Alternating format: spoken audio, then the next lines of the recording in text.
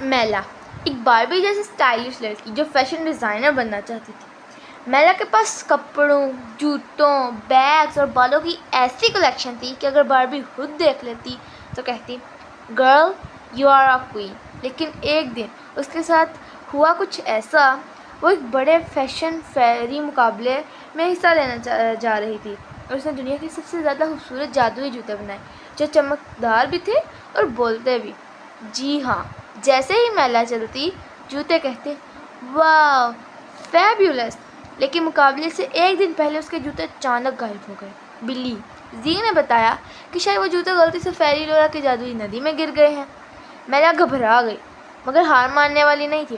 وہ زری کے ساتھ ندی کے پاس پہنچی جہاں فیری لورا اسے ملی۔